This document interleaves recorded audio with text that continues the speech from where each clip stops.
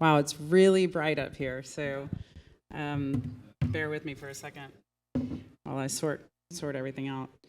I'm going to play a quick video of where we are now, and then I'm going to go through the history. I'm going to go formulaic slightly, because I started out in technology as a dev. So I like kind of formulaic ways of doing things. So please forgive me, those creatives out there. I'm going to go through the video real quick, and then we're going to go through the history of NFTs, and then we're going to go back to the video. So it's kind of taking you through where we are right now, and then back to the beginning, and then where we are right now, and then the future. I think if I keep clicking the button, there's a little guy in the back, and he hears the little beep, and then he plays it, maybe. All right, so the video was so quick.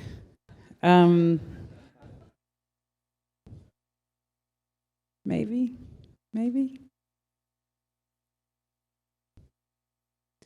It was so quick that it went flying by. Okay, WTF, NFT. I guess my video is not going to play. Anyway, so I started out in the blockchain space in late 2013 on Twitter, asking people if they knew what blockchain was, if they knew what Bitcoin was, because we didn't really use the phrase blockchain at the time. And so my first point of contact was a man by the name of Andreas Antonopoulos, and he sent me some links to learn about what Bitcoin was. And I became very, very interested in mining Bitcoin, and because of my data center background and my software background, and traveling throughout the world, looking at different currencies and holding many currencies, and then carrying currencies with me. I thought that Bitcoin was, something very unique. And so I kind of started in this, down this road, basically focusing on coins or Bitcoin.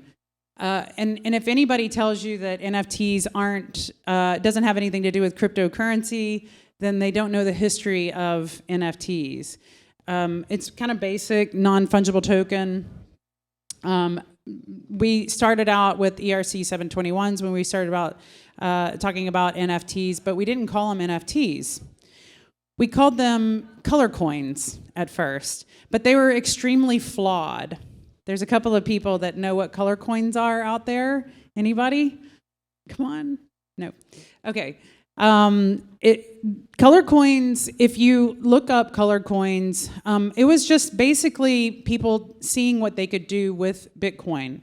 They could take the protocol and they can test to see what could actually happen. It wasn't just what we thought was a currency. It wasn't something that we had dreamed up as a new way of functioning digitally.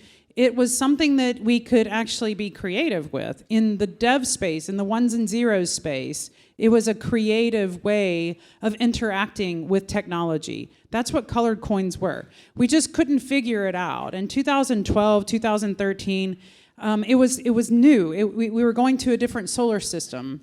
We were going to a different universe, but the universe kept expanding. And so we had a little bit of space. Does anybody get that joke? Time, okay. Our universe is traveling, so it's enlarging so quickly that we'll never get to the end of it. Okay, forget that joke. Bad joke. Anyway, it's actually applicable to the way we are now. When we created color coins, we thought we were on the edge of the universe. And then the universe expanded. So we went into creating these amazing little frogs. Anybody know who Matt Fury is? Matt Fury created the Pepe, and then a bunch of people really destroyed the Pepe, and they made it as a negative figure. So the Pepe scientists got together, and they created the rare Pepes as positive figures, and they made these trading cards, like baseball cards, and they were called rares. So one of the first times that I had ever heard about an NFT, it was because I was looking at rares. And rares were something that was tradable. We were trading rares at like 25 cents, equivalent to 25 cents, or maybe 10 Satoshi. And if you got a card and you traded it for 10 Satoshi, does anybody know what a Satoshi is? Tell me what it is. Somebody scream it out. It is a denomination of a Bitcoin. Right. So Bitcoin does have denominations. So Wei, Finny, Satoshi, I missed one. Anybody know what the other one I missed? Wei, Finny, Satoshi, there's another one. But anyway. So those are denominations. And when we were on Counterparty, we were trading rares. We were trading them in very incremental denominations of Bitcoin. And so when we started really talking about trading cards and something valuable, we thought that maybe we could start doing really cool stuff on a protocol, a new protocol called Ethereum. And that new protocol, in fact, as I walked in this room, I said to somebody next to me, I said, that's really strange, because I met Joe Lubin, who founded Consensus, was one of the co-creators of the Ethereum code, and is my mentor. I met him in this room. So look around, people. These are the people of the future. But when I walked in here, it just took me back to those first days of talking about these rares, and then looking at what Ethereum could actually do with what we called rares in crypto art. Another person I met in this room a year later was a guy by the name of John Crane. Does anybody know who John Crane is?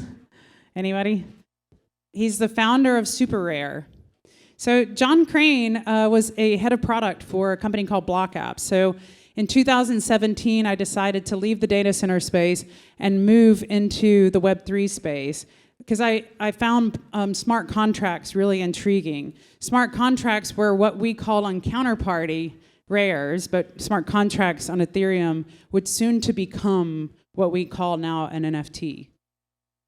So I talked to John about what his aspirations were, and he was the head of product for a blockchain as a service. I coined the phrase with Block Apps, blockchain as a service in 2017, and we took the first blockchain as a service to market, partnering with Microsoft, AWS, Google, Red Hat, and the UN. And that's really important when you talk about the evolution of NFTs, because when we talk to Microsoft, and York Rhodes and the team there, we talked to them about creating a marketplace to be able, or a marketplace for dApps, decentralized applications. And that was really important because you could run smart contracts, and eventually you could run what we now call NFTs on those smart contracts. So those conversations that we were having with Microsoft kind of evolved into really talking about long-term mass adoption of smart contracts. So when you talk about long-term mass adoption of smart contracts, you have to gamify it. You have to make it interesting. It can't be called smart contracts. So we got together, and I remember one of the first times that I talked to John Crane about this idea, he said, yeah, one day I'm going to start a company with crypto art. And so the evolution happened from talking about rares and smart contracts. We then evolved into calling it crypto art. And then in early 2017, also rare Pepes were being traded. Lava Labs, Matt and John came out with the CryptoPunks. And while some of the guys at the office were collecting CryptoPunks, I was presenting. I'm terrible at PowerPoint, as you guys can see. I was building a presentation to present as a partner our first blockchain as a service partnership with Google, and at Google Next in San Francisco. And so they were collecting these like digital heads of guys and ladies. And so I kept looking over like, what in the world? And they were all excited about it. And I was still like baffled by the fact that they would be so interested in these pixelated pictures of these punks. And so I started talking to people about it and saying, what in the world's going on? And they're like, oh, well, have you heard about CryptoKitties? And at the time, if you ever hear anybody talk about taking over Ethereum or being a better protocol than Ethereum, back in 2017, there was an idea that CryptoKitties was going to kill Ethereum. It was going to destroy Ethereum. And when I talked to Joe about it, I'm like, what's happening? This is crazy. These little kitties are like being traded and they're being bred, and they're like, people are getting really excited about these kitties and these punks, and they're not talking about rares anymore. And he was like, yeah. And I said, are the crypto kitties being traded? Is this a problem for Ethereum? And he said, it's a challenge, but it's not going to break the protocol. This is where we learn. So if you're building a protocol out there, make sure that when things don't always, or a platform, when things aren't going as planned, then you might want to just take a step back and just think about the crypto kitties challenging the Ethereum protocol. So we called them kitties for a little bit. We called the NFTs kitties for a little bit. The kitties, or the punks, or the rares. And then when we started seeing like really cool art, it was then, the sophisticated NFT was crypto art. And so when somebody came to like a party and they wanted to like really impress somebody, I remember, I can't remember his name. I'll remember his name in a minute. He came over and he was like, I've got crypto art on my phone. And he was like showing me his crypto art. And I remember looking at him like, yeah, that's kind of sophisticated compared to like the kitties or the punks or the rares. And I remember being very, very impressed with this idea of creating something in a digital fashion, coding something, and making it so beautiful, and the evolution, and the provenance with it, and a currency with it, and the metadata, and being able to trade that. And that, to me, meant it was something really significant. A light bulb went off, and I was like, wow, you can do so much with this. You can create an entire economy. So at the time, in late 2017, at Block Apps, we had supported a company called Upgraded. And Upgraded was a blockchain company that was creating tickets for events. And shortly after we finished building with Upgraded, Ticketmaster came in and bought them. And soon after Ticketmaster bought Upgraded, they killed the project. They saw Upgraded as a huge competitor. A decentralized competitor. And so to me, that meant a lot. That meant that the big boys were actually seeing smart contracts, crypto art, as a competitor to what they were doing. So as time went on, John Crane left Block Apps, and I said, whatever you do, I want to be involved in it. John and Charlie Crane, brothers, amazing skateboarders also. I asked them, I said, whatever you guys want to do, I want to be involved in it. I want to learn more. Rare AF. Was anybody at Rare AF? The festival, the NFT. So Rare AF 1 and Rare AF 2 happened. And John and Charlie were talking about this, and I went there, and there was Matt Cain, there was Coldy, there was Art Gnome. There were so many amazing people there, and I was looking at this beautiful crypto art. Then I went to Microsoft and I started talking to them a little bit more about it and trying to figure out how are we going to take ticketing and smart contracts and really mass produce this idea of these smart contracts for anything creative.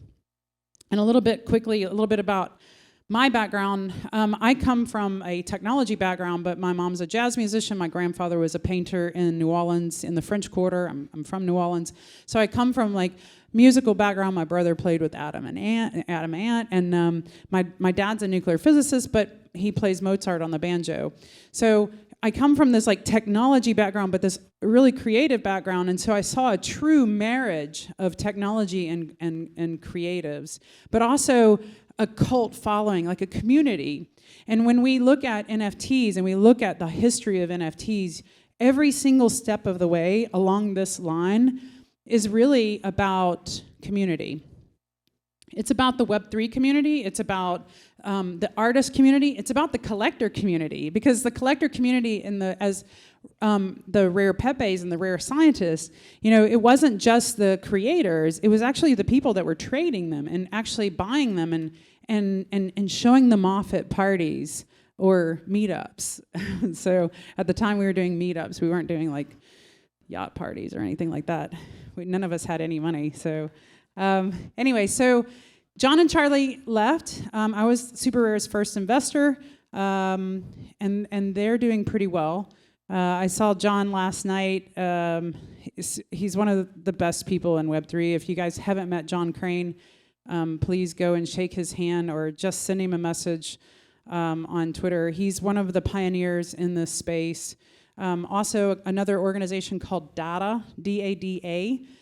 Two women, Bay and Judy, created DADA. And when they created that, I was like, so you just go there and you draw and you just create something and you collaborate with other people, and then how do you monetize that? We were trying to figure it out. One of the things that we talked about was the royalties. Who in here believes that if you create a smart contract and you mint your work on a protocol, let's say the Ethereum protocol, let's say a 721, or in Mint Gold Dust situation, 1155, how many people believe that the royalties will follow you indefinitely and follow you as the artist and always give you royalties? How many people believe that? Anybody? Okay. So we thought at the time, because there were only a few platforms built on Ethereum, we truly believed that the royalties would follow the artist. But as more and more platforms came out and more artists started to sell on different platforms, we realized, the artists really realized, that, hey, my art's being sold over there on XYZ platform, and I didn't get any royalties. So if your NFT is sold and minted and sold on one platform, and your collector decides which platform they want to sell it on, because then they own it, right? When they buy it, they own it. They can sell it anywhere. They can actually transfer it to somebody and get dollars for it. They can sell it on another platform, and guess what? You as the artist do not get any royalties. The problem was that we sat around, we gave these talks in a lot smaller circumstances. Not very many people came to our talks, but we talked about smart contracts for crypto artists, and we truly believed that the royalties would follow. So we created this idea because we saw that the royalties followed when we minted on one platform and we sold on that platform because there wasn't any other platform to sell on. We truly believed that royalty would follow that artist. It does not. So if anybody tells you that, that's not true. And if they do tell you that, if they don't really truly believe that, if they haven't tested it themselves, or if they say they've tested it, please get them to prove it to you, and please reach out to me and bring that information to me, because I would love to know them. We've been trying to solve that problem. It's an industry problem. We created this information that the royalties would follow, but they don't. The only company that I know of, or the organization out there that I know of that is trying to resolve this issue, besides the Ethereum Foundation, is treetrunk.io. John Walperp, he co-wrote the Hyperledger Fabric protocol for IBM. And he left a few years later, and he started working with Consensus. He built Baseline Protocol, and now he's working with Tree Trunk, and they did their launch party yesterday.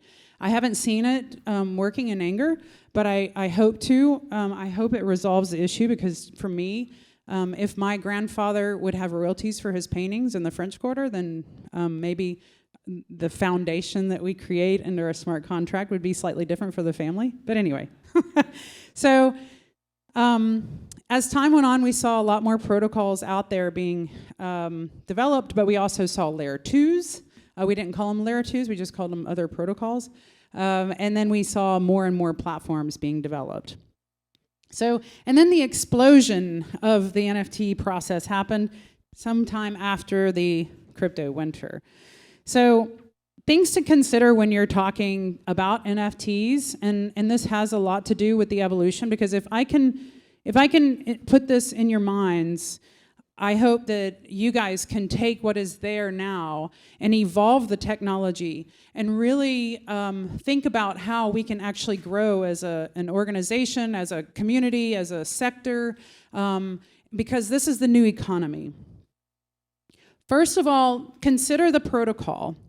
Consider how many nodes that are running in the protocol. The amount of nodes makes a difference. And please, there's a lot of people I've talked to or come and tell me that nodes doesn't matter.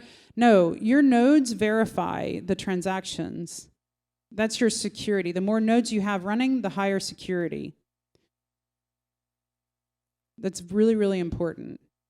So when you're running a protocol, or when you decide to mint on a specific protocol, ask those questions, whether it's on mainnet or layer 2.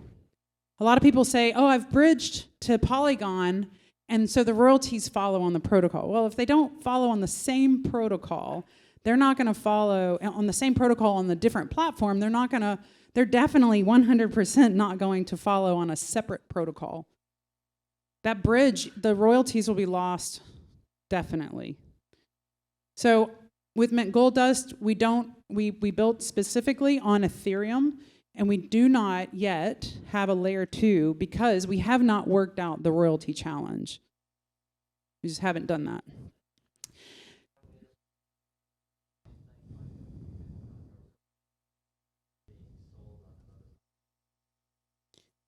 You can't, no, there's ways to prevent it, but then you don't give the collector the idea of them owning it. And we're not custody of anything. We're decentralized, right? So we don't take custody, Mint Gold Dust doesn't take custody of funds, and we don't take custody of anybody's art. And we can't tell our collectors who's buying, we can't tell our buyers, well, you can only sell, we're not a bank.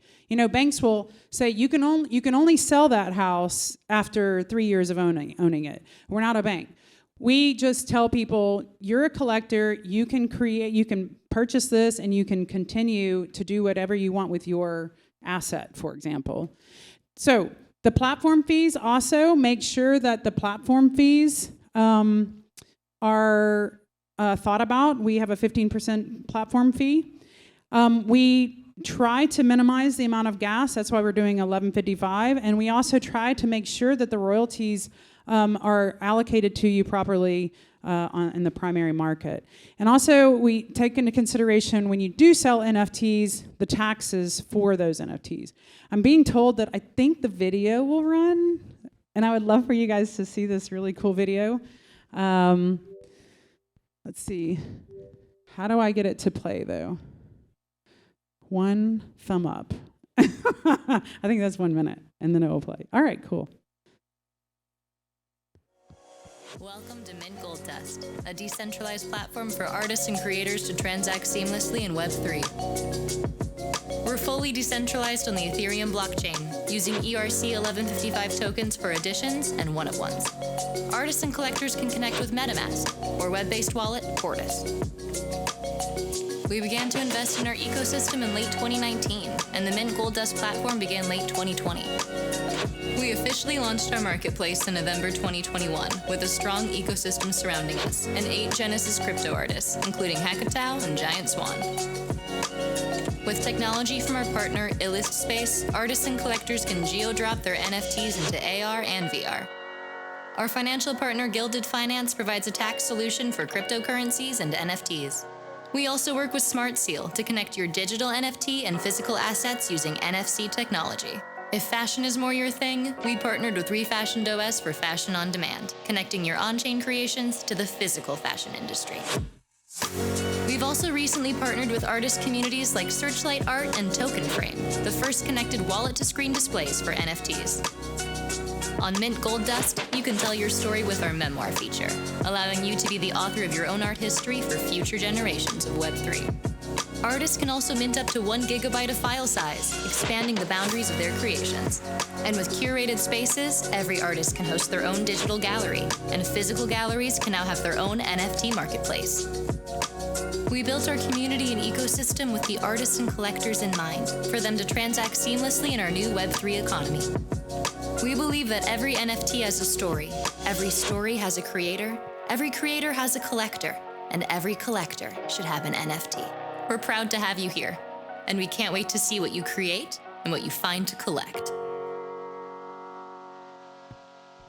Thank you guys for having me. Thank you for listening. And I really open my DMs. I'm on Twitter at Levalley Kelly.